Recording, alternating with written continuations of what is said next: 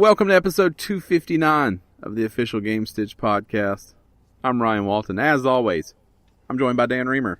Merry Christmas and a Happy New Year. Mm-hmm. One of which is gone, one of which is still here. One is still here. We're coming. We're close. Because it's today, technically. The eve. The eve. Yeah, the eve. The eve day. The eve is upon us. Is the eve day. Mm-hmm. But when you hear this, it could be the new year. It's probably going to be. Yeah, Maybe not. Well, yeah, there are ways. But we don't tell them. We don't give away secrets. But this is officially the first podcast of 2018. Woohoo! Yeah. So you should have had the party whistle thing. What's that called? I don't know. It's a blowhorn? Everybody knows what those things are, but I don't know. The ones that unravel? Yeah, I know. Yeah. And then they fall back. Yeah. Doesn't have a name. No. They're just party favors. Yeah. They come in a package. Yeah. Any cheap bullshit party stuff is just party favors. Yeah. Especially if you can get them at the Dollar Tree. Yeah. Like those little champagne, when they shoot out 6 pieces of confetti. Yeah, I like those things too. There's those. They're all right. Anything shaped like a dick is a party favor. They sell a lot of that stuff. Dick-shaped stuff? Yeah. Spencer's has a whole section of dick-shaped party items. Yeah, Spencer's always has dick-shaped party items. Like straws or lollipops or... Yeah. Or ice cubes or ice cube trays, whatever. Be good for a Super Bowl party with your friends coming over. bunch of dicks. Yeah. I guess you guys all dick stuff because you're assholes. That's about how I feel about my friends sometimes, so... Yeah, it's me too. Fine. I'm more confused when they're not dicks. Right. What's happening right now? Right. Why are you being nice? Right. What do you want? Right. So I try to keep it all dick all the time. How was your How was your Christmas? My Christmas was I say uneventful. Okay, for Christmas, my wife's family lives up in the mountains, in the Adirondack Mountains. So for Christmas, we drove to the mountains and spent time with her family. Most people know how I feel about family in general and mountains. Mm-hmm. So I don't know that it would have been my first choice of places to go for Christmas. But, see, I'm a good negotiator. So what I did is, because anyone knows me knows that if I'm around people too long, I pretty much need a sensory decompression moment. I need some time, just some Dan time to sit back and not have to talk to those people and just decompress. Right.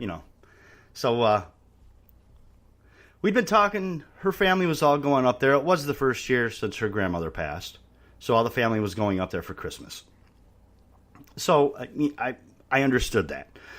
But we've known about this for 2 months. So I've been on my wife for 2 months. So what are we doing for Christmas? Are we going to Star Lake or what? I don't know. I don't know if I want to go, blah, blah, blah. So finally, the Monday before we're supposed to go up there for Christmas, which, keep in mind, is after a month and 3 weeks of me asking what's going on, she says, yeah, I think we're going to go to Star Lake. All right. Great. Fucking fine. Great. At this point, I was cool, in the clear. Right. Yeah. Yep, nope. Not my world. Because at this point, we would have needed to have made plans. Right. Which... Before this. Right. So I'm well, okay. So I'm whatever. Fine. We're going to go. So we figure out when we're leaving finally.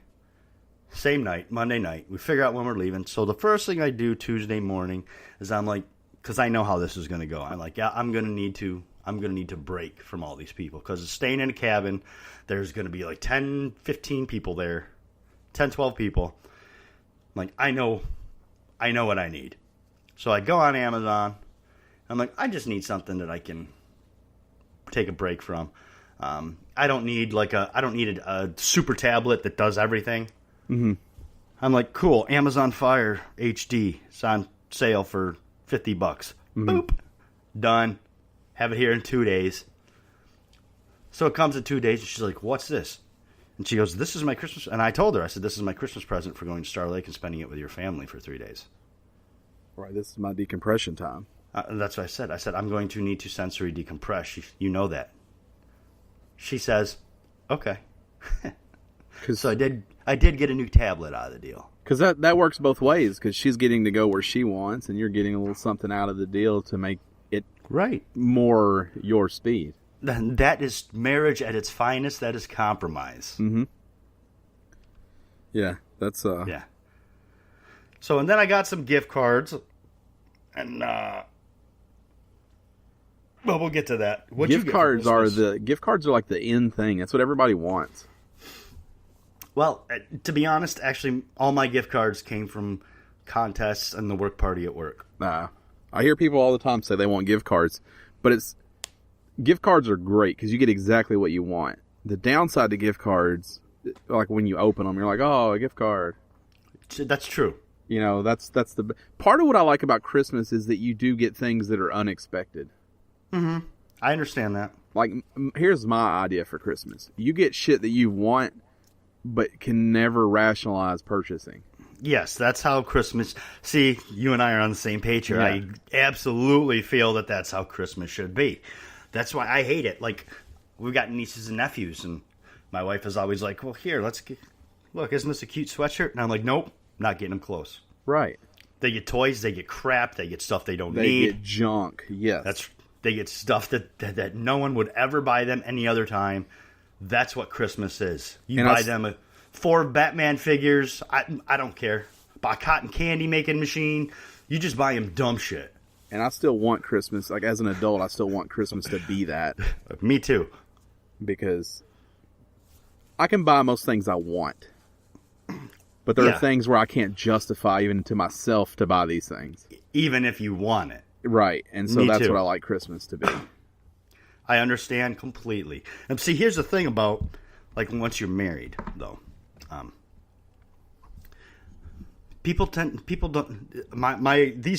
family obviously don't understand me a single bit. I've only known them for 43 years. They obviously have no clue who I am or why that stranger has ever resided in their adobe. Well, they haven't had a chance to get to know you yet after that amount of time. Right. Takes time. I get it. Right, yeah. But anyone who knows me knows the things that I enjoy. But they always buy, like, couple related stuff. Like, look, I got you a new comforter for your bed. Cool. I don't even want a bed. I just want a mattress on the ground to sleep on. Right. Here's a birdhouse. I thought it looked good in that tree in your yard. What the fuck is happening right now? Right. You're buying me stuff I don't want, not stuff that I want and won't buy myself. Right. Exactly. Yeah. But it's geared towards the kind of stuff that's the kind of stuff my wife likes. Yeah. Like, that's what she'll ask. She'll ask for, like, she's very practical in, like, all means, which, believe it or not, is a compliment, except for at Christmas. Right. Well, it balances you out. Yes, because I'm just the opposite. Yeah, I'm just a willy-nilly. Right. Yeah, you know. It's like, oh, hey, we gotta, she'll be like, hey, we gotta do better on our monthly budget, and I'm sitting here feeding pearls to my pet octopus. Yeah, I agree with you. Yeah, we do. You're right. Yeah, I get that. And my Christmas is very much. We've talked about it before. It looks like a little kid's Christmas. Right. I got like some Lego sets. I got a DJI Spark, which is a quadcopter drone, whichever term you prefer. They actually have some like snooty term for them. I don't know the name of it, but there's some like snooty thing that they call those aerial flying machines, and so just stuff like that. I got a stand for my VR that I wanted. It's got like charging docks for everything. Very cool. So it charges 2 controllers, 2 Move controllers, a headset if you have like a wireless headset, and then it also holds the PSVR and the Move attachment, the gun, the aim attachment. It holds all of that in one stand. But then you can't pack everything back up in the case, though.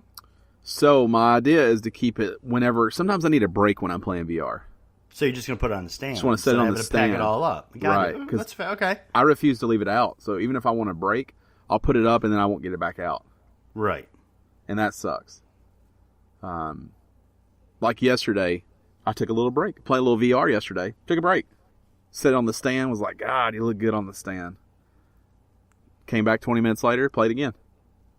And it was just right. Because I don't have to worry about like something happened to it, get knocked over, like some shit happening. Like it's in a corner on the stand, put away. I feel good about it.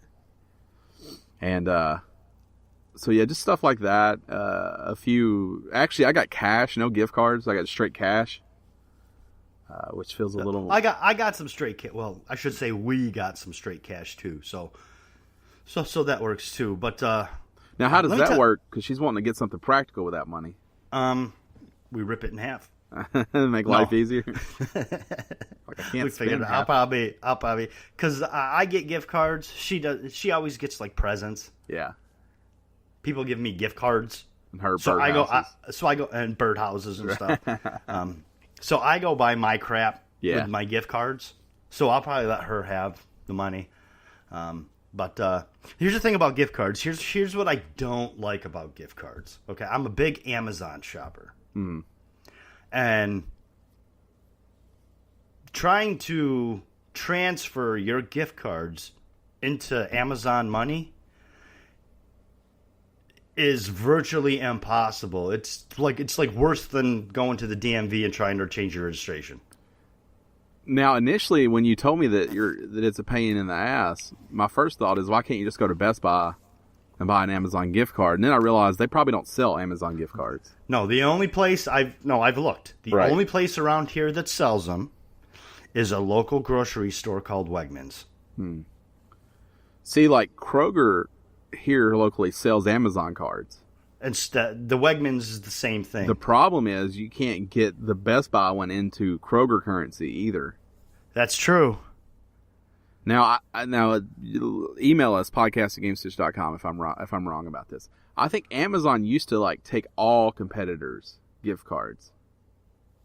I don't know. And convert them over to credit, but I think that was like a short-lived program that they did. Yeah, because it's because you need a claim code and all this stuff, and in order to do this, you have to run the number through an algorithm that gives you a claim, and it's too complicated. I'm like, no, but luckily, what I did with my gift cards is, and I don't know if you guys can tell right now, because I have no idea. This is my first time using it, but I bought a new microphone. New mic. The Midnight Blue Yeti. And if you haven't ever seen it, if you've never heard of it, you Google that shit right now, because it is one of the most excellent looking pieces of machinery I have ever seen in my existence. It does look good. It's beautiful. Yeah, it looks good. Beautiful. And from my end, it sounds good. Good. I hope it's recording good as well. Obviously, it hasn't been fine-tuned. So if we do seem to experience technical difficulties, hashtag deal with it. Isn't that a thing? Yeah, that's a thing. That's for sure a thing that over the years we've had to implement several times. So, no. Let us know. You can get on me on Twitter at Shirtless Dan. You can get Ryan at Podcast Ryan. Let us know how the new mic sounds, because we do need you guys to know what you guys think of it, so that I can make the adjustments that need to be made. And then when Ryan gets his new microphone, he'll already know what adjustments need to be made. So it's like a twofer. It's like a win-win for everybody. Finished. I did not get a new mic, but if I did, I could be finished. And then my wife did find me one thing that is super special, because we've talked about the Out in the Wild thing. Mm-hmm. She found a Green Arrow coloring book. That's pretty sweet. Now the question is, do you color it and taint it? Yeah. It's meant to be colored. It's meant to be colored. But if you color it, it's not... There's no there's no value to it anymore, financially. Right. I mean, to be fair, there's probably not much value to it regardless, except for, to me, it's like I'm going to be trying to sell my untainted coloring book at any point. Right, you never know. That's not a thing I'm not ever going to do. One day, rent's due, you need some more crack, you gotta cut some stuff loose. No, yeah, it's probably not going to be the coloring book. I'm just saying. I don't think that's going to get me very far. If I'm in a position where I need to sell the coloring book, I'm just taking cans and bottles back. Now, is it a adult coloring book, or It's different covers. Okay. It's different covers that you can color yourself. But is it one? It's like a regular coloring, but it's not one of the ones that has like a million different squares and designs and. No, the adult ones where you're like, that would take me 9 months to ever finish. Yeah, no, I don't have to. Yeah, I don't have to color a dream catcher or anything like that. Yeah, no. I didn't know if he was like him, but in the background it was just like a fucking chaos. No, it's just different covers from different issues over the years that you can color. Yeah, that's all right. Now, do you go for accuracy? To a point. You're just coloring the cover again. This is the same thing as the cover. To a point. That's what I would do, because I don't. With that kind of stuff, I don't have imagination. Right, but here's the thing. I understand what you're saying. You go to accuracy to a point, but he's called the Green Arrow for a reason, and it's not because he's wearing purple clothes. Mm-hmm. You see what I'm saying? Mm-hmm. So you take some liberties. So you can't make the Green Arrow purple because he's not the purple arrow. You can do maybe a different shades of green, like an olive. Maybe you can do your backgrounds a little different. Yeah, like an olive green or a nice forest green, or that pretty Jeep Wrangler green. But that's a nice one too. Or maybe even Robin Hood green. Just go all in. A lot of what he does is Robin Hood green already. See, so I would just color it like it is. Right. I do what's right. But then there are some where I actually have the covers, so I may try to, replicate them. Yeah. As closely as possible. And then the last thing I got, we did a dinner at work, and you know that thing where you walk in and there's a table full of crap and everybody does a drawing? Yeah, seen that. Now I got 2 sets of Bluetooth headphones, so. I don't think I've ever been I've seen those things. I don't think I've ever been a part of one. We weren't expecting it. I thought we were just going to have dinner. We all did. And next thing you know, you go in there's like a TV, an Instapot, an electric skillet, and you got sound bar. You got Bluetooth headphones. There was a TV. 2 pairs. And there was a TV was an option. Well, they decided lucky what soul. You were. Each one had a ticket number on it. Right. Somebody got a TV though. Somebody got a TV, yeah, but it was just like a little 32-inch TCL. Can't have too many TVs in my house. Oh, I agree. I would have liked it. Actually, I wanted the sound bar. Yeah. But. You can't have enough headphones either. No. And let me tell you something. They come to mighty handy on the trip to Star Lake with the with the Amazon Fire HD. Right. Yeah, I've seen those. I think like in movies, and people tell me I've never been to a thing where it was like that. Now I've been a part of some Secret Santas and some Dirty Santas. Yeah. We didn't do any of that. But. Yeah. And that was the owner that put that together for us. And then my boss, the manager, he bought us all work shirts. So. That's nice. That's also a super dick move, and I can appreciate that.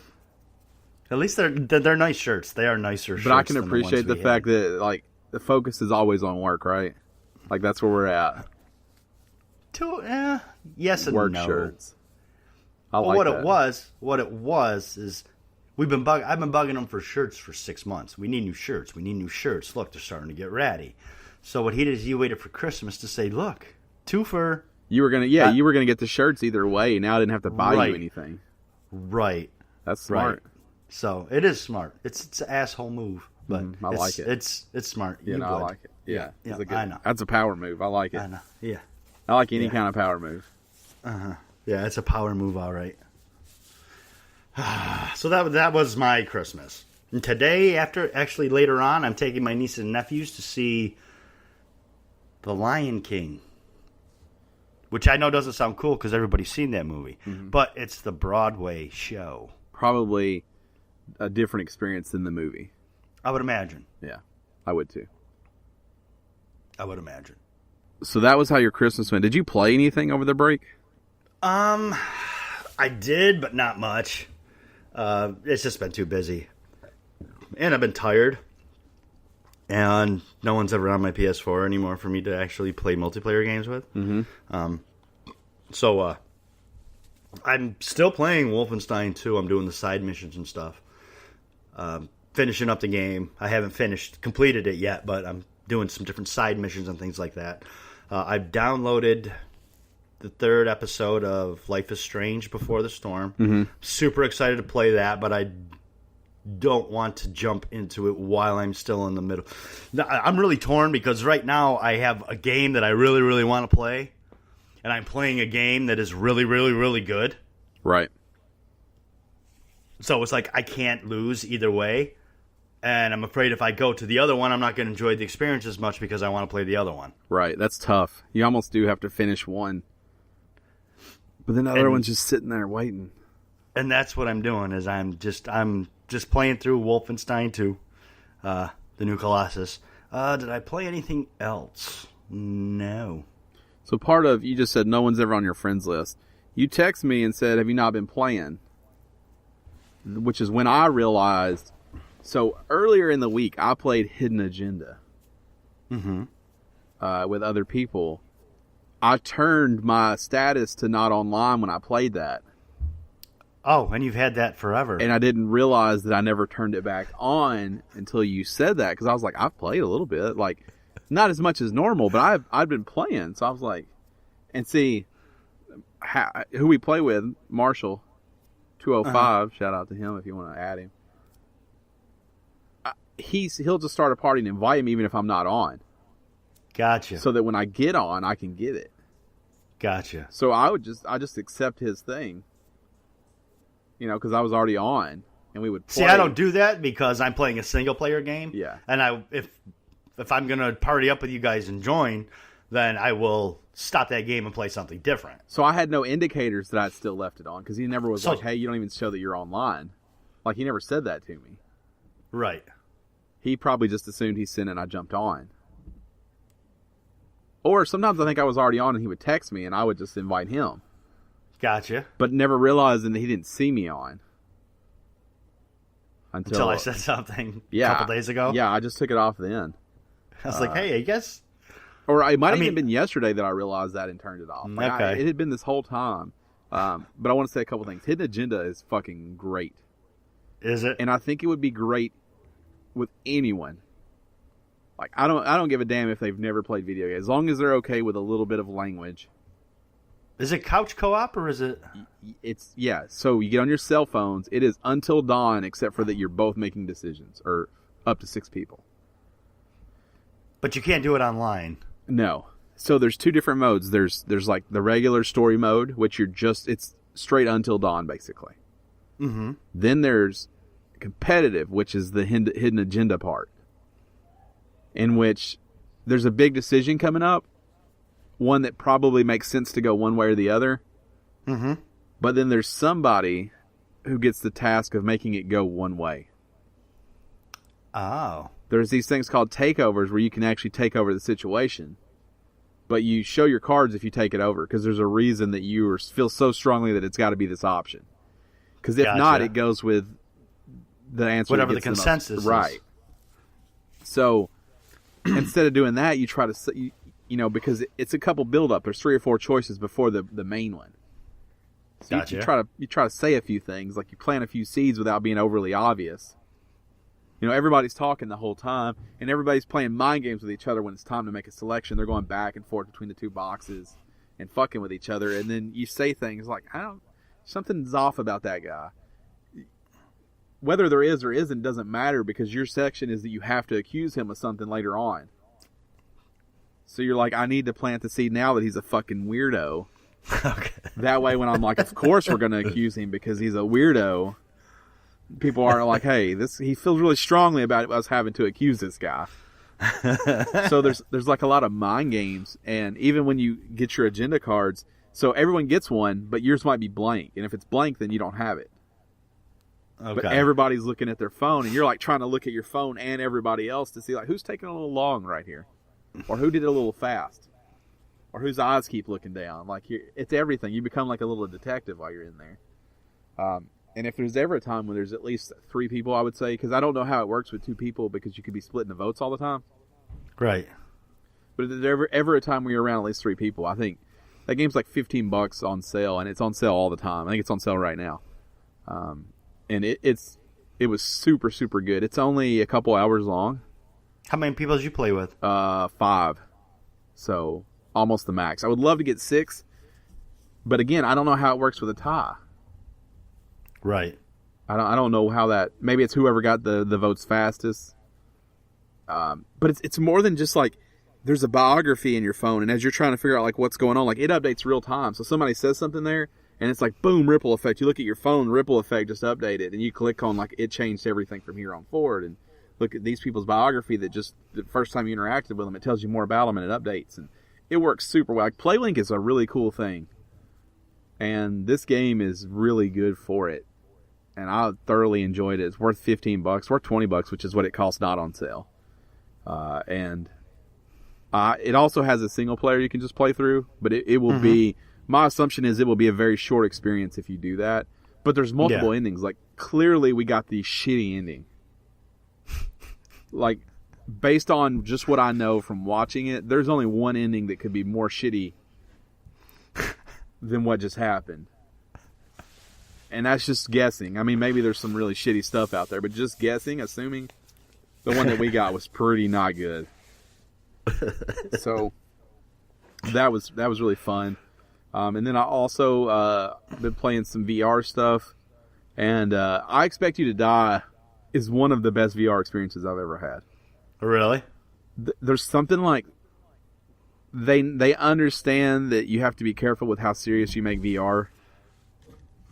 So it's like 1960s, like over the top spy missions. But you're seated for everything.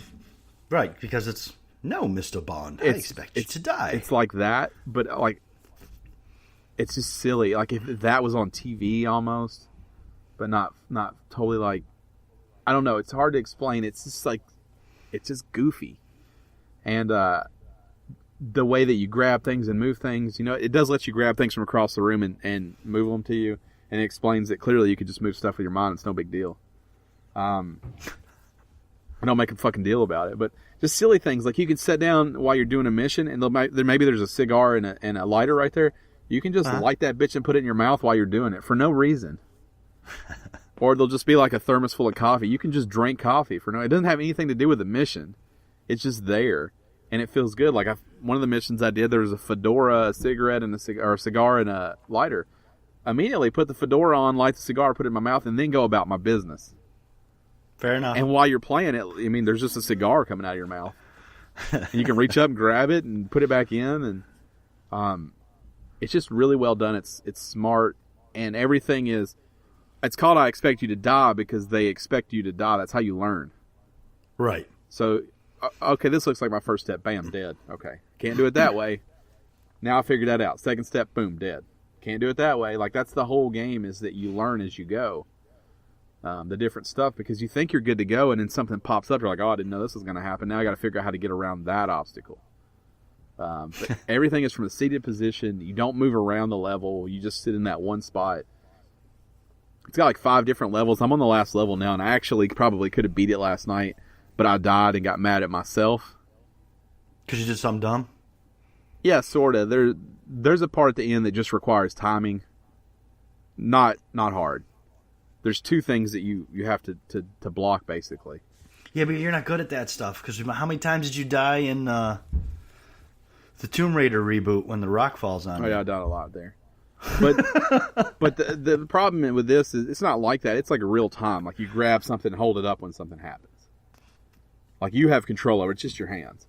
But you're doing something else to complete the mission. And I was like, I got enough time to do this. I didn't have enough time to do that. So instead of just blocking it and then taking the time after it goes around to do it, I'm like, fuck it. 2 more seconds. Dial it in. Too late. Laser got me. Fucking dead. And so I got mad at myself. So I think today I'll probably jump in there and finish. Because it should be the last mission. And then I should have that game pretty... There's like speedrun stuff I'm not going to do. And different things like that, some other challenges. But I'm probably not going to worry about that, but that would be the last mission. I'm trying to polish some of this VR stuff off. Instead of just building a backlog, I'm trying to... Because you got a lot of it? Yeah. And then there's I think it's Viri or Vari VR. I think it's Viri VR. It's basically... It's VR cameras set up in like a wildlife refuge. Mm-hmm. And you go there, and it's pre-recorded videos that let you get like up close with animals. So you're like basically sitting on the ground right next to a rhino. A real, not a real rhino. actual video of it. So it's neat. But the reason I bought it is because it said it had live cameras hooked up that you could go watch in VR. I'm like, that's cool. Yeah, it does. Like, you can click on it and you're just watching a live fucking camera. And anything could happen. And I'm like, this is... Like, I picked it up for like $3 or something, but I'm like, this is fucking cool. What I didn't know, and what it didn't mention anywhere, is it's only free for 15 minutes. And I don't know how much it costs after that. I don't know if they have plans. I didn't even look into it because I didn't use up my 15 minutes. I checked all 3 live cams and nothing was going on, and I just backed out. But that part kind of sucks because the whole reason I wanted it was to watch those live cameras. Right. But it's a neat idea. I like the idea. You know, I almost think that stuff would be more cool than some of the game applications. But I will say that some of the games are getting, like, they really got it figured out. Now, they got to get some more stuff. You don't want everything to be a point and click or everything to be a shooting gallery. But the ones that are out are starting to really click and be really good. So, yeah, I've seen that. Yeah, I really do want to try Skyrim in VR. Yeah, I don't know how that would be. It's fucking crazy. Just the movement, though. You know, movement is such a weird thing. Yeah, I don't know how you would move. You're right. Especially in such a huge world. I don't know how it works. There's something about holding something. Like, holding something puts you back in it. Like, when you're playing and you have 2 move controllers, you're like, yeah, I'm like just standing here holding 2, dildos in my hand, but nothing in the game. But when you pick something up, like, it erases everything. As long as you're holding something in the game, you're like, makes sense. I'm holding something in real life, holding something in a game. So, it works well. But when you play with the controller, it definitely is a weird, like, middle point. Yeah. To where you're like, I'm holding a controller, I feel it. But I don't see anything. Like, it kind of breaks. The way to play that game or play anything in VR is with the move controllers. Right, because it's more realistic it makes it more realistic because of what you're doing. But there are things that you can't that don't work yet. Yeah, you just can't play them with the move controllers. It would be impossible, or it wouldn't be fun because of how complicated it would have to be. So, I really still like VR. Sony announced, it's not a news story, but Sony announced 2 million units sold. Yeah, they had hoped to be 1 million units. I think is what they were shooting for. Yep. Or 1.5 or something. They were above where they wanted to be at this point. So it seems like that, it's still a healthy market, and some of the games are starting to do what I keep saying they need to do, which is go multi-platform and yep. connected, and Spark works on Vive, Oculus, and PSVR, so it's cross-platform with the basically the 3. And yeah. Some good stuff going on. That's the way it should be. Yeah. Finally doing things right. But I Expect You to Die is very good if you have a VR. They keep putting it on sale. I don't know if it's on sale right now. It's part of the holiday thing, but if it is, scoop it up. It's probably worth whatever it costs new. But I think I got like $6 in it. I had a fucking blast with it. Okay. If this is your first time joining us, we just talked for a really long time. Yeah, longer than we usually do. You're like, what's even going on right now? The question that we answer is we don't know. We never know what's going to happen. It's a new year. Yeah. We make some loose notes of some stories we're going to read like we're going to do in just a second. And then we just freeball before that. And then we wing it. Yeah. Because we both operate better by winging it. Yes. All aspects of our lives. Everything we do. Right. So. By the way, just to clear it up, that can neither be confirmed nor denied. But it's very possible that it's only Ryan and I that believe we work better that way. Yeah, but I'm such a believer that I don't even give a damn what everybody else thinks. Oh yeah, no, me too. But I would wager a bet that if we're to ask someone, hey, when Dan wings it in real life, how do things go? My wife would probably say it's pretty much a train wreck. See, what I can't figure out is after all this time of convincing myself that I work better under pressure and by winging it. Why, you still try to make plans? No, I can't tell if I throw myself off when I plan. Like if I get in my own head about it. Like I do a lot. 'Cause you know too much. I do a lot of conference calls for work, and my best work is when I got a blank sheet of paper in front of me. I just get on and I speak from the heart. or from the mind or from whatever. Like, I just speak to what I know, and there's passion behind it. Whereas if I read something, like, it's not my notes, you know, I'm reading something. I'm not. So you have a lot of passion about your work? Yeah, I enjoy what I do. And that's good. I do too. And it makes, you know, when I talk about, especially like a big part of my job is sales. Like, I love sales. I love people like that. That's how I like to get my dose of people. I don't want them in my home. I don't want them after hours. Like, I want them in the chunk that I have to go do something else anyways. And I don't want like extra at the store or anything like that. But it's okay during work because I'm already not getting to be at home. So I like that. I like that experience there, and I like to help people get better, and things like that. So I enjoy those calls. But when I script out something, you know, when I make a plan, I'm gonna hit these bullet points. It's not as good. When I just get on and speak about the truth. And just remind everybody, you know, that how, you know, we wouldn't all be here if we weren't successful. Like, those are my best calls. So I believe that I'm better without preparation, but I can't tell if that's because I get in my own head when I'm prepared. That's fair. I overthink it. I do pretty well either way. I like everything last minute too. And I hate when people are like, "Oh, you procrastinate." No, that's just how I fucking operate. No, I just wait till the last minute. Right, at this point, like, it's not a, "Oh, I know I need to do it, but I'm just going to wait and do it tomorrow." That's not what I do. You don't even think about it till it's last fucking minute. Up against the clock.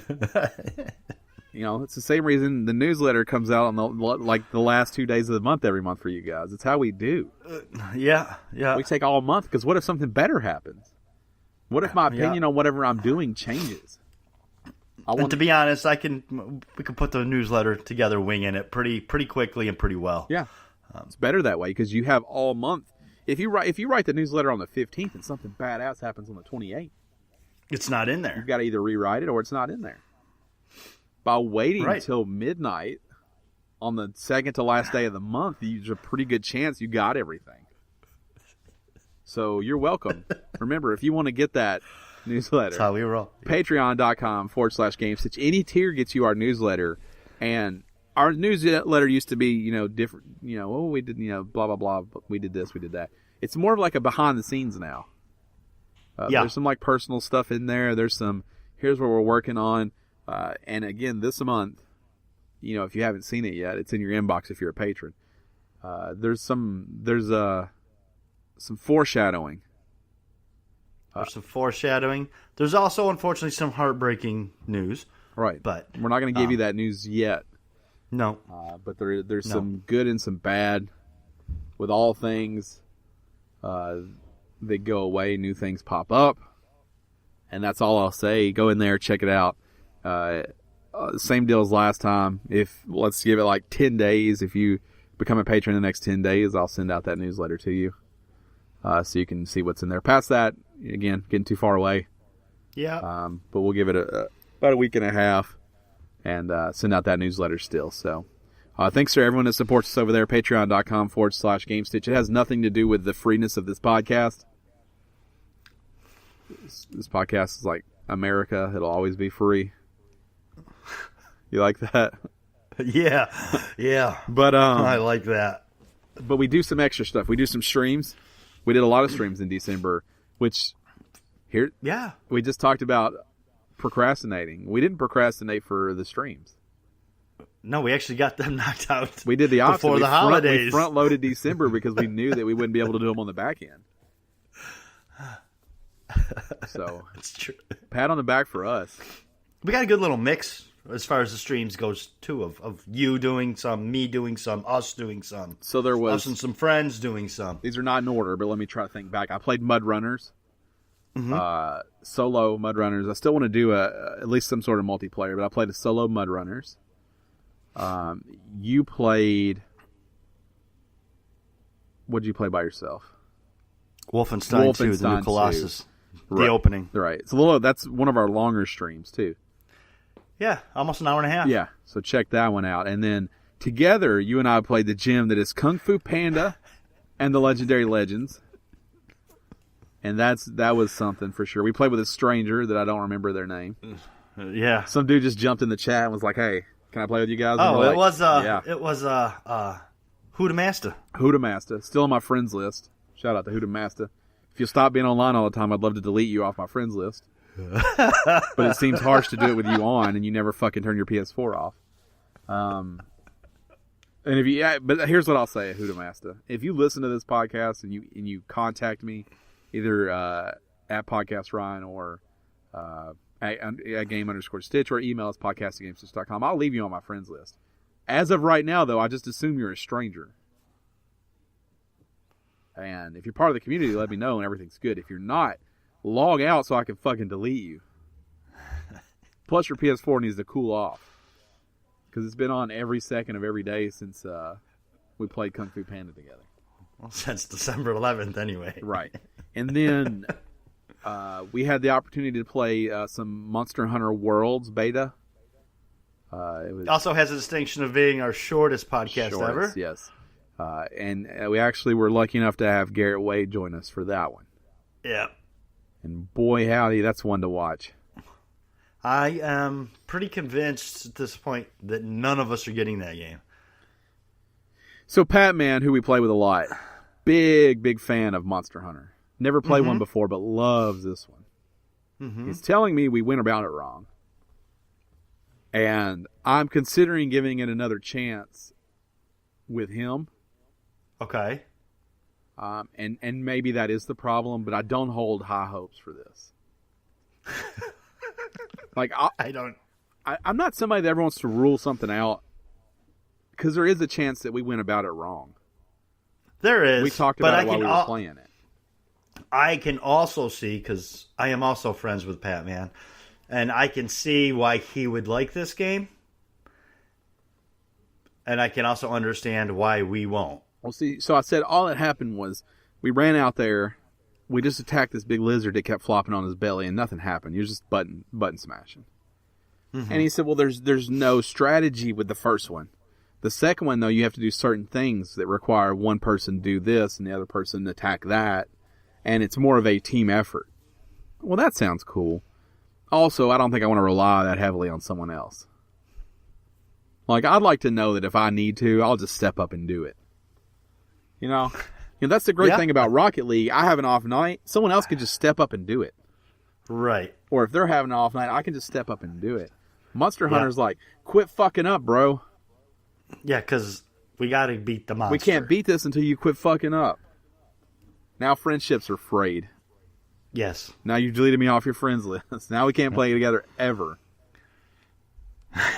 So, yeah. But those are the streams we did. Things like that, we want to make those better. We want to do different things with our streams, and that's where you supporting us on Patreon can really help out. And if you have the newsletter, you know there's other things coming, and they may have a Patreon tie-in.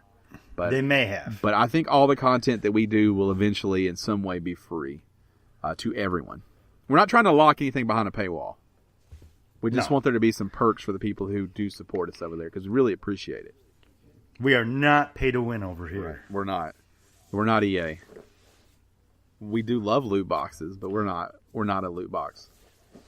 So maybe we should be. Distributor. We are not a distributor of loot boxes. Our name sounds like we provide like gaming clothes. It does. So maybe we should become a apparel gaming loot crate service. Like loot box, not like a blind. Well, it is blind, but not like a digital content. Like physical goods.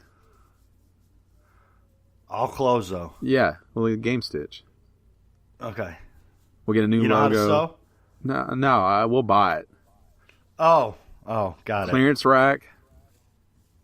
Broken things. Put it all in a box. Charge double what we paid for everything. Yeah. And the only thing we only buy from Marshalls and TJ Maxx. Nobody gets the same crate.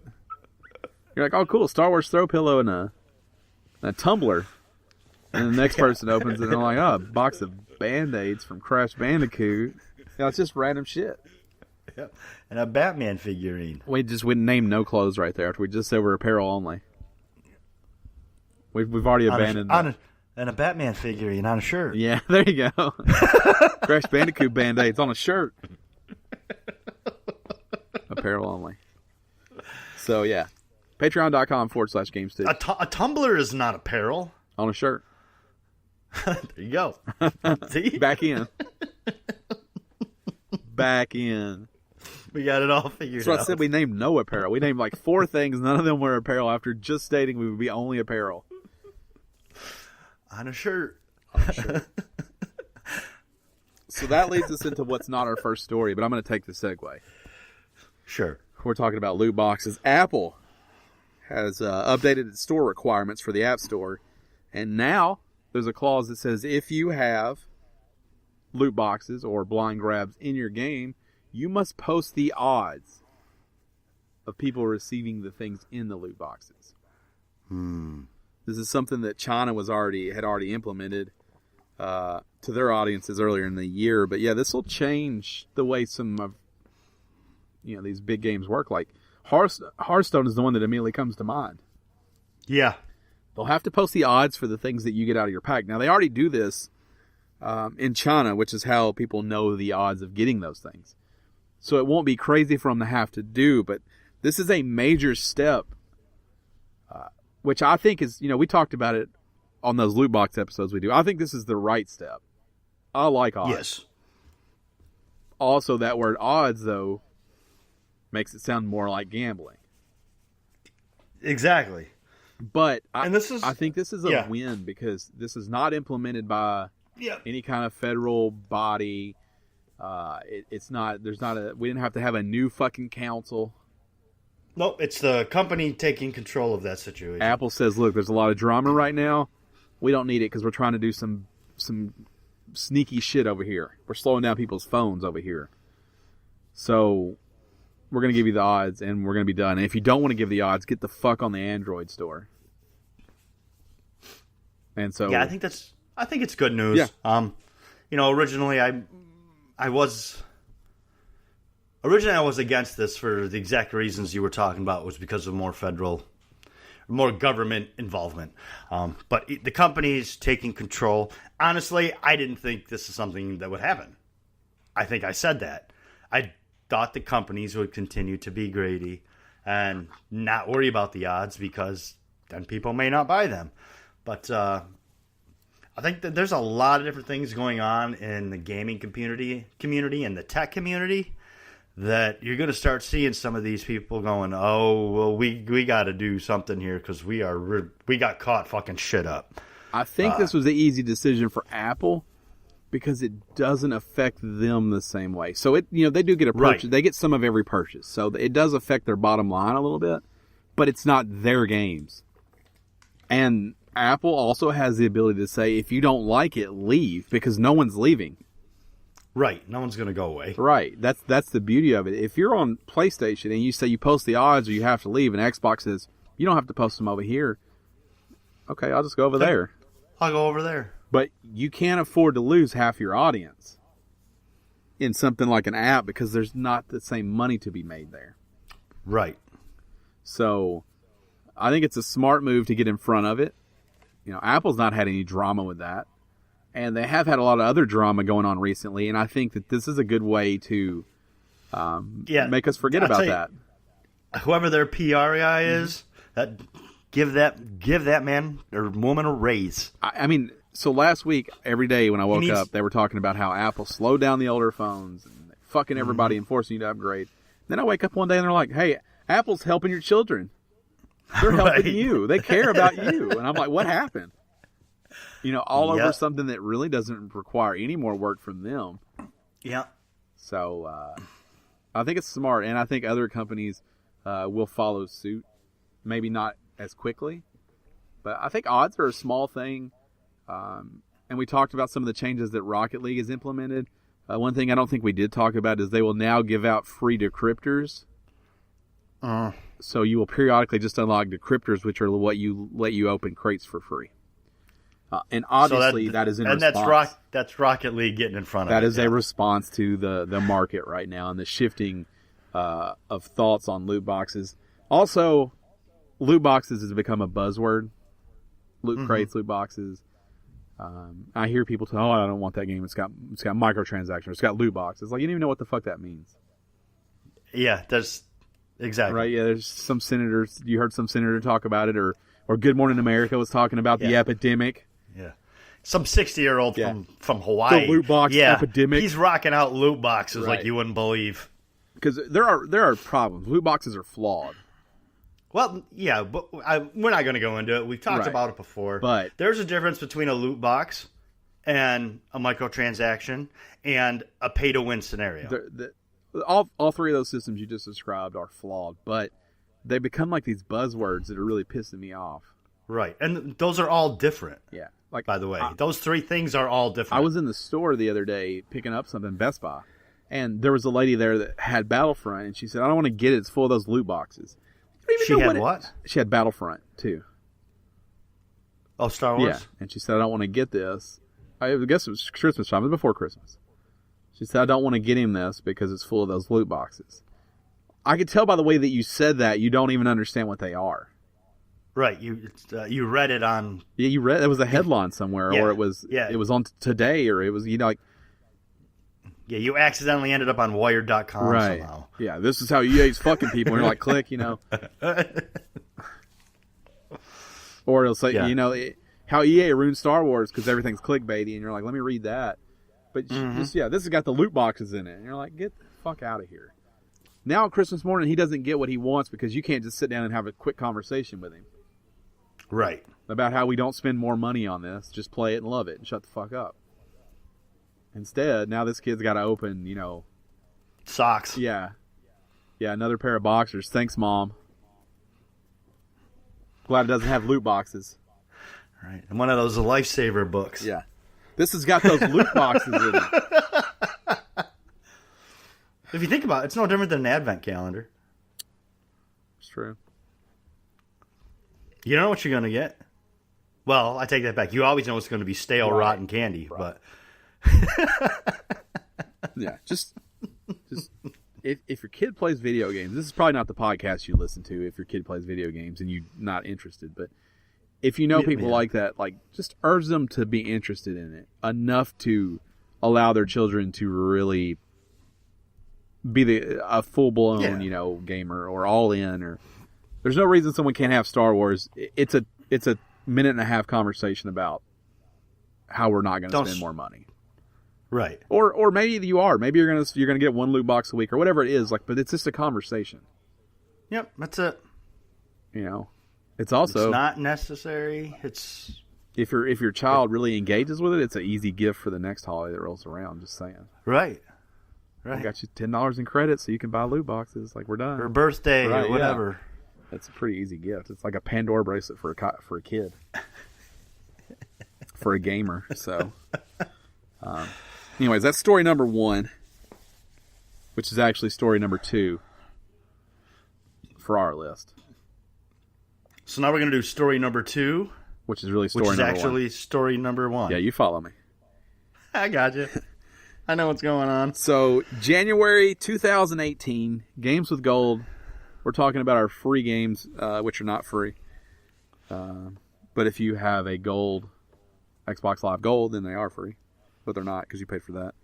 Xbox One. They're giving them to you away for free with your purchase of giving you the thing that you paid gold for. Service. They're part of your subscription. Xbox One from January 1st through January 31st, The Incredible Adventures of Van Helsing. From January 16th through February 15th, we're getting Zombie, also known as Zombie U. Back in the day for Wii U. Back in the day for the Wii U. On Xbox 360, we're getting Tomb Raider Underworld from January 1st through the 15th. And from January 16th through the 31st, we're getting Army of Two. I can only assume it's the first one because there are no other indications that it would be. No, there else. aren't. Microsoft. Stellar month, huh? Really brought the power. You really need to start picking through your library a little bit there, guys. I mean, Van Helsing, Zombie, Tomb Raider Underworld, Gems. Army of Two. Gems. Gems? No, you want gems? Let's talk January 2018 free PS Plus games. This list is out of control. What we've got here is for the PS4. We have Deus Ex: Mankind Divided, Batman: the Telltale series for the PS4. Both of those are for the PS4, by the way. I believe that to be Season 1. Season 1, yes. Starblood Arena is a PS Plus bonus. It also requires, it's the PSVR game this month. We have That's You, which is a PlayLink game, and is also a PS Plus bonus. For the PS3, we have Sacred 3 and Book of Unwritten Tales 2. And for the Vita, we have Psychopass, Mandatory Happiness, and Uncanny Valley, which should be noted is also cross-buy. So if you buy Uncanny Valley for the Vita, you also get it for the PS4. Just a quick recap. Deus Ex, Batman, Starblood, That's You, and Uncanny Valley. 5 PS4 games. Yep. Free for just 1 month of PS Plus. And they're pretty decent. And let me tell you something. Sony is coming hard out of the gate. I think maybe they listened to... Because I think we determined that last year, Microsoft kind of won that battle. They really brought out... Sony started getting better in the last few months when they started introducing VR games. But for the most part, month after month, it seemed Microsoft was delivering the better value for the purchase of their system. It looks like 2018 is going to be Sony going, you know what? Fuck that. Look what we can do. Here's the only disappointment that I have. It's a small one. It doesn't really even affect me. It was a good time for a clean break when 2018 started. Clean break from, the PS3? PS3, the Vita. Vita? I don't know. It's a clean break from something. Because what those games are doing is taking up the place of maybe something else I could get on PS4. That's fair. I love there are that still the people VR is out happening, there. but let's make it the VR. It's just a thing. Let's make There that are still people. They are not ready to write off the PS3 yet. Yeah, but they killed the Vita though. The Vita's dead. Yes, the Vita's dead. They should. So let's take the Vita. Now they're trying to reward people who did buy it. Okay, let's take it away. Let's stop rewarding those people. I'm one of those people, so I can speak to this. I am too. Let's take it away. Start giving away VR games every month, here on out. Let people know. See, it's not. They've given away VR games for the last 4 months. Mm-hmm. What I need is for you to know you're getting a VR game. Right now, you're like, oh, happy accident, I got a VR game. I need you to know every single month you're going to get a VR game. That way, people who have not purchased one, because they're like, I don't know if I'll buy games for it or whatever, they know I'm getting games automatically every month. So some of those people that were worried will then go buy VR. More people that buy VR, healthier that ecosystem is. It's good to see the support, but I understand what you're saying too. Yeah, I want to. It is. Look, I love Vita. I love PlayStation brand. I don't fucking play it anymore. Between the Switch and just how many games I have on PS4 and Xbox One, I just don't play my Vita anymore. Right. And I'm a lover of the Vita, but it's time. It's time really to get rid of the PS3 too. But I understand you can't just fucking cut 66% of your free games out. Because you have to have something to replace them, and you can't give away 5 PS4 games. This is obviously a different month. Right. But I would love to see them keep pumping up this PlayLink thing. I like the idea of the PlayLink games. There's something easy to play on your phone with other things like that. I know you can't give away one every month, but can you give away one every quarter? Yeah. Yeah. And they have Knowledge is Power. They have SingStar Celebrate, maybe it's called. They have That's You, and then they have Hidden Agenda. So they have 4 right now. They could get them through a year. And hopefully more will keep coming. But yeah, it's time. They could have clean break, 2018, clean slate. They could have got rid of Vita. They could have put in that category where they said every month we're giving away a VR game. There's enough titles now. And then people who are on the fence say, okay, now I'm guaranteed 12 games a year. I'm going to go get a VR. Because it's expensive. It's an expensive commitment. It is an expensive commitment, especially for an add-on. Mm-hmm. Not. But it's somehow in your mind is less of a commitment when you know that you have a back catalog and you have games guaranteed every month. Yes, I agree. So that's what but yeah, great lineup. By far crushed Microsoft. Microsoft's a really shitty lineup to start 2018 with. Yeah, they really need to start evaluating their life. Why not? I don't know. I don't understand why they don't do some of their in-house stuff. Because people want the Incredible Adventures of Van Helsing, clearly. Yeah, they do. I mean, you hear the people, you listen to the people. Really? Yep. Okay. Yeah. That's we do that. I understand. we do that. Zombie was free on PlayStation like 6 months ago. 2 months. It was sooner. No, yeah, maybe it was that. And you can get. It was like August or some shit. You can get the Wii U version for like half a toothpick and a. Yeah, they'll pay you. Unwrapped mint. Yeah. So. I don't know. I mean, we shit on both of them. We go back and forth shitting on the free games. I like it to feel like you put a little thought into it, not like you reached in a fucking blind bag and just pulled out. You loot boxed 4 games for somebody. Right. Oh, we got Van Helsing. Van Helsing. Well, let's get a good one because we don't want to just go Van Helsing. Oh, I got Zombie. Great. Wonderful. Now, I'm not saying it's a bad game. I'm not saying it's a good game. I haven't even played it. I have it for the PS4. I haven't even played it. Van Helsing might be incredible. I don't know. It could be. Probably I don't know not. anything about it. Probably not. I would imagine not. I'm excited about Uncanny Valley. It's one I wanted to play for a while. Well, now you can. Yeah, for free, not free. I can. For free, not free, Yeah. right. We don't have Included that much. with subscription. What? Free, not free? Included with subscription. Right. Because it's like free games and there's little asterisks after, and you're like, oh, cool. So it's not free then. It's got a 1 next to it. It means I got to go down here and see how it's not free. It is free if you pay. Right. So we don't have that much news. It's Christmas. Nothing's going on. People aren't making announcements. We have 2 stories left. They both revolve around sort of pranks. One is a good story. One is not a good story. So we'll start with the little holiday fun story, and then go into the next one, which we got some thoughts on. So on Christmas Eve, people realized that Jeff Kaplan, who is the director for Overwatch over at Blizzard, was live on the Overwatch channel on Twitch. So when the stream first started, there's a fireplace that's going, clearly a gas fireplace. He never adds logs to it.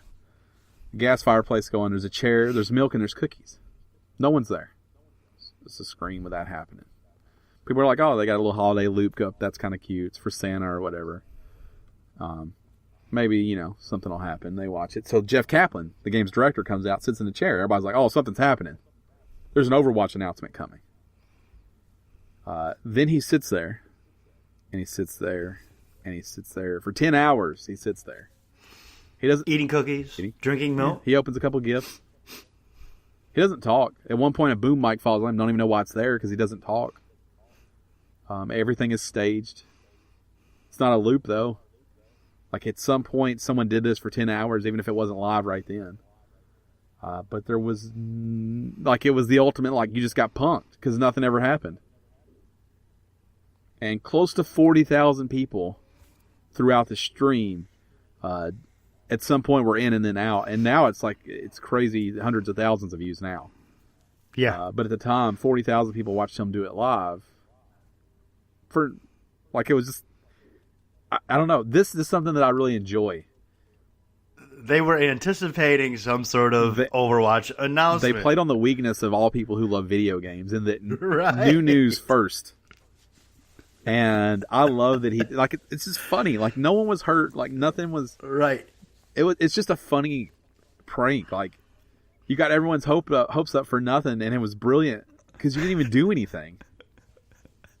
You literally just sat in a chair. You blinked. People were analyzing his blinking pattern to see if it was a loop. Of a loop, yep. They turned on a camera and sat in a chair, mm-hmm. and 40,000 people went batshit. and it was just everything. He stared at the camera. So it's it's the greatest. This is such a good prank. Yeah. So good. Yeah, and everybody's losing their mind. Oh, it's coming! It's coming! It's coming! It's not. It's not. It's over. And it never did. Right. And it never did. So genius, so smart, so funny. This is the kind of thing that I like my game companies to do. Yeah. And you remember when oh shit, why can't I remember the name of that game that disappointed everybody? The one I always loved, No Man's Sky. Uh-huh. Which is what you want your game to be referred to, is the one that disappointed everybody. But No Man's Sky, whenever they were reinventing and they had that stream with the fucking hamster, like X32 or whatever it said, and there was all this shit going on. And it led up to the announcement that the new update was coming. Like, you're like, yeah, it's kind of on the nose. Like, it's better than nothing, but like, that's how those things work. There's a stream, there's some nonsense, and then you get an announcement. This was so good because there was a stream, there was some nonsense, and then nothing happened. No announcement. I like it. Lovely. It was great.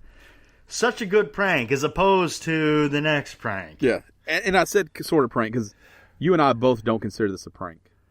We do not consider this a prank. A lot of people do consider this a prank. And go ahead. Andrew Finch was shot at his front door on December 28th in Wichita, Kansas, because of what is commonly referred to as swatting. And I feel like most people on here probably heard this. They know what swatting is. If you may have heard the story even. If you don't know what swatting is, it's where someone calls in an emergency, and it's always severe enough to hopefully draw out the SWAT team. To warrant a SWAT team to come to their rival's house, essentially. Yeah, or a streamer, so you can see them be swatted live, and it's a very unfortunate trend. To put it in perspective, let's say Ryan and I are playing Rocket League one-on-one on the PS4, and he beats me and I get mad. So what I do is I now call basically the police in whatever Ryan's town is that he's in, and I say, look, Ryan, hey, I heard shots at this address. He's yelling that he has hostages.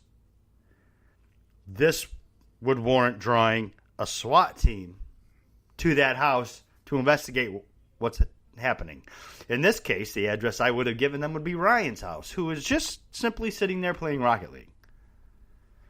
So it is apparently what you are doing is committing a felony. Swatting is committing a felony. Swatting is placing a false report to the police. And in this date and time, like right now, it was never a good idea, but it's really not a good idea now. Not in today's climate, right? We've got there's a lot of the back and forth on the, different lives matter, and the talking about chest cams for police officers and different shootings all over the place. The climate is very tense right now in those kinds of situations, and swatting does nothing to help temper that climate. And this is obviously worst case scenario. They went to a home. According to the police, the person at that home did not follow directions and was shot one time in the head on his front porch. And obviously Mr. Finch passed away, 28 years old. The real, the part that makes this even more unbelievable is he wasn't even the person that was the intended target. Right. So the beef stemmed from a Call of Duty, playing Call of Duty online, and the person who swatted, which has been arrested, the person who swatted has been arrested. We're not going to say his name because fuck that guy. But this wasn't even the right person. It wasn't even the right address. It wasn't even the right address. So now, effectively, someone who had nothing to do with any of this, an innocent victim, because someone did not like the way that something went online. And so just let this be a reminder to anyone who plays or anyone that has kids that play. This is a conversation that you need to have. It's not a prank. It's not funny. And in this case, it cost someone their life. So, obviously there's a lot to unpack with this, and we're not going to go into everything. Should there be, no, there should be telltale signs, but you also can't expect the police to not do their job. And there may have been, we don't know the whole story. The whole story has not been reported. So there may have been telltale signs that were missed. Who knows? Maybe there were no telltale signs. Maybe this guy was just that good. So when you call, this is one of the things I read. When you call 911, it goes to your 911. Yes. So in order to call in a swatting, you must call city hall or a sheriff's department, you can't. Yep. You can't call 911. In most cases, these are events where you would call 911. You wouldn't look up the sheriff's department's number. Yes. So there are things, but you can't expect them to not do their job because it came in through the sheriff's department. Right. So whether that person did or didn't follow directions, none of it matters because it shouldn't have happened to start with. In the first place, the whole fucking Call of Duty. Yeah, that whole disgusting situation was literally created by one person, or usually it's a group of people. To be fair, but anyway, it's a horrible thing. The moral of the story is, swatting is not fucking funny. It is not a funny prank. It is not, haha, look at me. It is not a good way to get back at somebody who you feel wronged you in a video game, because at the end of the day, video games are supposed to be fun. They are not supposed to get people killed. Agreed. And please, if there are people in your life, have that conversation with them. Yeah. You probably don't have to do anything more than just tell them the story. But it's very real. There's no reset button on that, so. Yeah, no, you don't just get to start over. There's no save game. Right. Stop going to YouTube and watching swatting videos. Stop doing the things that pumps those people up that make those false reports. Because it's not funny. It's not funny. It's not cool. Any of that. Right. And at least as someone who is a gamer who has knowledge of that, if SWAT rolled up at my house, I would say, hey, I'm being swatted. Like, obviously, I would follow direction to the best of my abilities, but I would say I'm being swatted. This person didn't even know.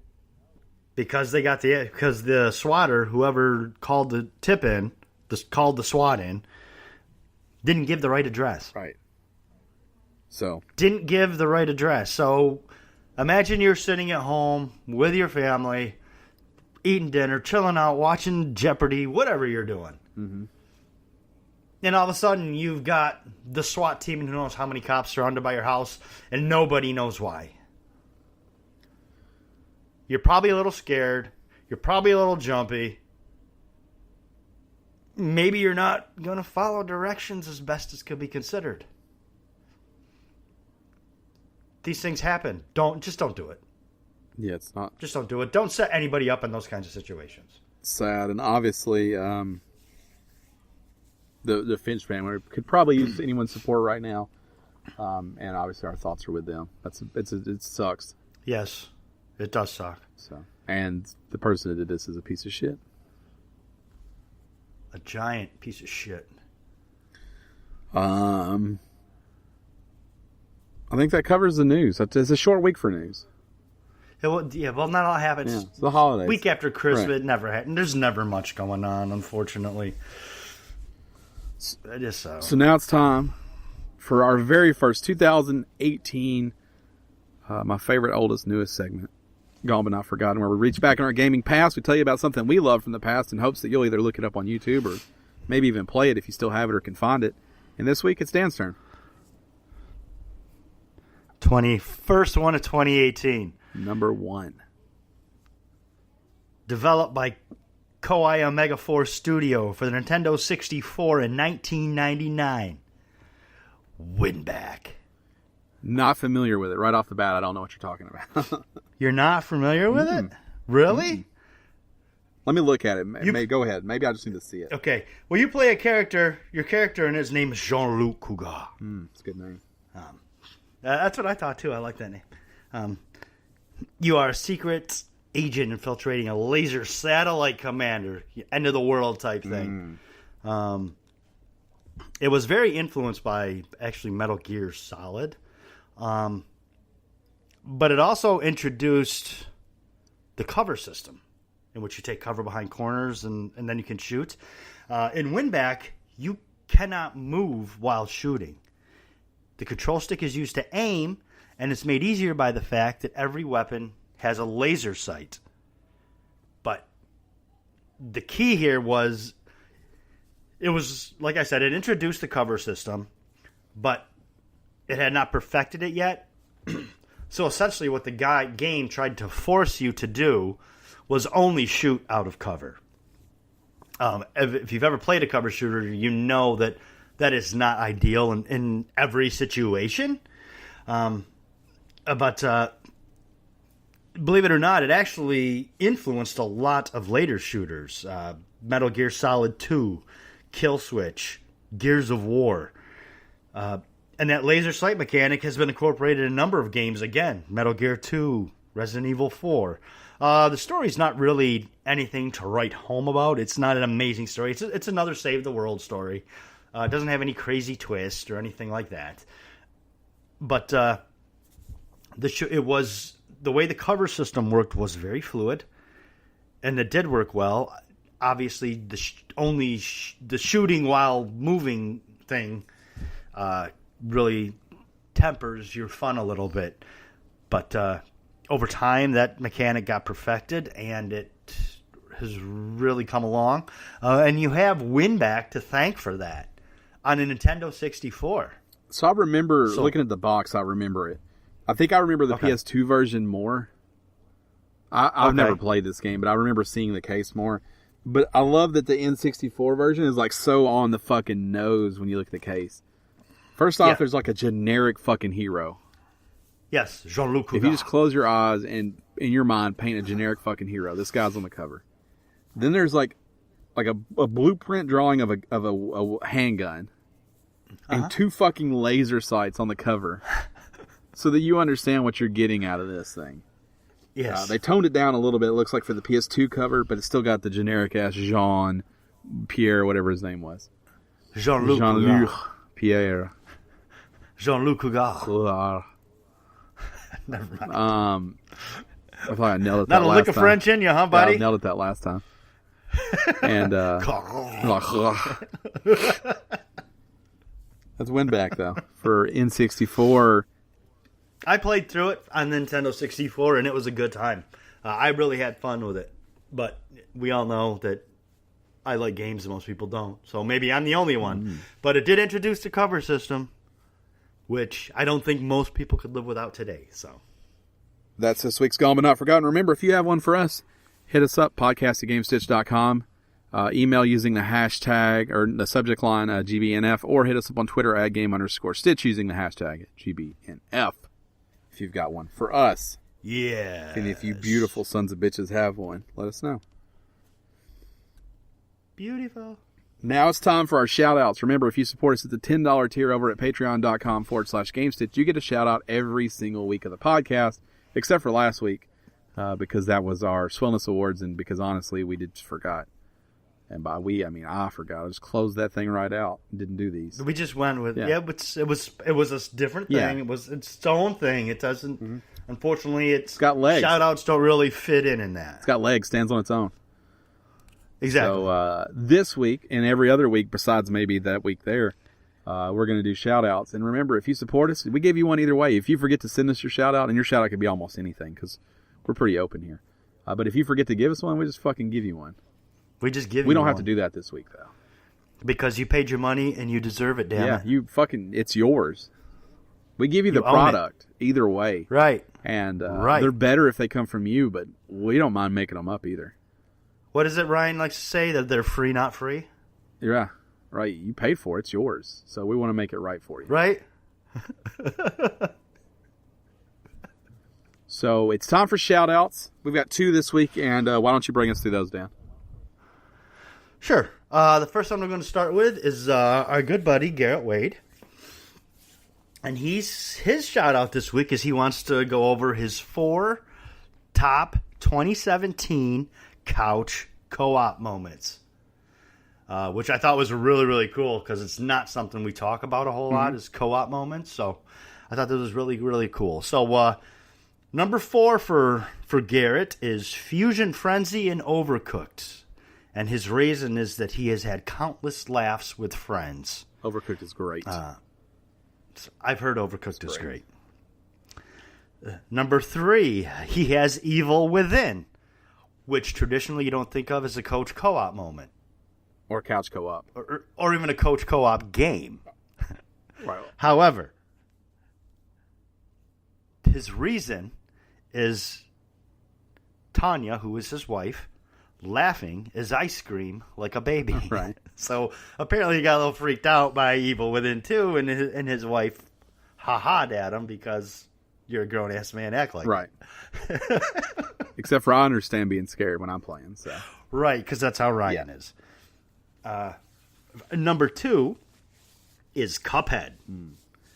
And we've seen the video of Tanya carrying me to our first win. Cuphead's amazing. I've seen that video, and Tanya did. She carried your ass all the way across the finish line. It's a great game. And number 1 is Pit People, which he's talked to us about, and we've talked about a little bit on here. Right. But he has 250 plus hours with his wife Tanya in this game. I still haven't had the opportunity to play that yet, but I want to. I haven't either, but I have too, because it looks good and funny, but I haven't either. I have just stuff, which is no excuse. It's a fun list, though. That was a good shout out. Yeah. I liked that shout out. I liked that he gave us something a little different, something that we don't always see. So that's our good buddy Garrett Way. Mm-hmm. And secondly, we have Thomas. Thomas's shout out is, as you all know, he has created a server on Ark. And what we have here is Illyria. Illyria PvE is a 50-slot server and has slightly boosted rates to cut out grinding, yet is balanced for a challenge. We aim to create a friendly community focused on interacting with each other and just playing the game to an end, rather than pure rage-inducing PvP.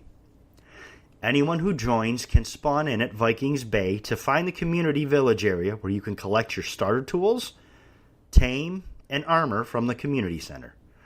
There are also rooms at the community center that allows for a safe place to log out or store your items until you're leveled up and can head out to make your own way in the unforgiving land that is Ragnarok. We also have another clustered server that is dedicated to the new DLC Aberration. This server will have the same stats as Ragnarok, including the community center and other goodies to help you explore the new map. Both are clustered together, allowing you to seamlessly travel between the two with no lost dinos, items, or tribe issues. Just like last week, the week before. I'll put the Facebook group link in the description, the show notes, so that you can easily click over to that. But he's fostering a good community over there, and I love that. And I have to get back into, like I said, I've been gone and so on and so forth. I have got to get back into Ark. Because apparently I did a thing where I wasn't supposed to. He went to find my body because I couldn't figure out how to get to the community center. Well, I had built a house and I was sleeping in it. Apparently you can't move somebody when they're sleeping in their bed in their house. Ah, you bastard. You did it wrong. So he was like, yeah, well played, sir. And I was like, oh, well. But I think if you don't, you just randomly die. I think shit kills you, for sure. Yeah. So But maybe you can be revived. I don't know anything about that game. I don't know, but that is like building the house and sleeping in the bed was like literally the first right thing I've done after playing that game for like 7 hours. Pretty proud of yourself for doing that too. I remember back. So remember, you can get your own shout out, and seriously shout out to everyone who supports us, whether you get a shout out or not, because we have some plans for the future, and you guys are making those possible for things we're going to do to make this whole thing better. Mo better. Make sure you read your newsletter. Read your newsletter. Or there's come in, toss us a buck, and get that newsletter. Yeah. Either way, it's fun. Follow us on the social medias. I'm at Podcast Ryan. Dan is at Shirtless Dan, and together we are at Game_Stitch. Check out our YouTube channel. You want to subscribe? You want to hit that little notifications bell so that you know when we go live. If you turn push notifications on your mobile device, pretty fucking instant. You get like a text message that says these assholes are online, and lets you jump over pretty quickly. Do the same for Twitch. We're not on Twitch a lot, but when we do Xbox stuff, it's typically on Twitch, not on YouTube. We move to YouTube after the fact. Remember, all of our videos are archived on YouTube. You can go back and watch later. Also, it was brought to my attention that we had a category on last week's Wellness Award that was called the most anticipated for 2017, and that could be a little misleading. What we meant was 2018. Well, or any game that just wasn't out yet. So it could have come out in the remainder of 2017, 2018, 2019, or beyond. But it would have made more sense to just call that category most anticipated. Yes. So, or maybe even I would allow most anticipated of 2018. Well, some of the things you like, they won't come out in 2018, but I'm pumped for it. Like, if you pick Death Stranding, like, that game's not coming out in 2018. No, it's not. So, but that's what helps narrow the scope, right. Is if you only make it 2018. So that doesn't mean something won't get pushed back. So that you guys don't have to call us out on it. We should have just called it most anticipated. But good catch, because it never dawned on me when I said it that it sounded like we were talking about for the 6 days that were for left. the last 7 days of this month. Right. What are you most looking forward to? So it also means you're listening, which we appreciate. Yeah. You call us. Yeah. Hey, when you find those fuck ups, you let us know. Yeah, they happen. Because what's funny is when you make mistakes like that, they're called boners. Oh, really? Yeah, that's an old school thing. Yeah, so what we're going to do now is, you guys who catch our mistakes, you are now your own group. You are now the Boner Patrol. Boner Patrol. Something I've been a part of my whole life. Sweet Boner Patrol. So thanks for everyone that listens. Thanks for being a boner, or finding the boners, I guess. Finding the boners. Discovering boners. Boner Patrol. I'd wear that shirt. I would too. Because it doesn't mean what people think it means. That's the only reason I'd wear it. Yeah. If it literally meant because I like big dicks hard, I probably wouldn't wear it. Wow, that's really on the nose for that one. I like harddicks.com. I'm just saying. I'm just letting that soak in for the audience, for the listeners. I'm just saying. If it was on the nose, if it meant what it said, I probably wouldn't wear it. But if you're just out rocking a black T-shirt that says Boner Patrol, people are still going to be like, huh. That's fine. I think his shirt means Big Hard Dick Patrol. But I'm not sure. Like Stivvy Patrol, like it could be anything. Boner Patrol, really, most people only equate that to a hard dick. Right. I get it. But no, it's old school. Back in the 40s, 50s, 60s, they called it pull the boner. Yeah, I pull the boner now, so I get it. That's still fitting. This has been episode 259 of the official Gamestitch Podcast. Thanks for being here, everybody, and we'll see you next time. Thank you. We love you. Happy New Year. Good night.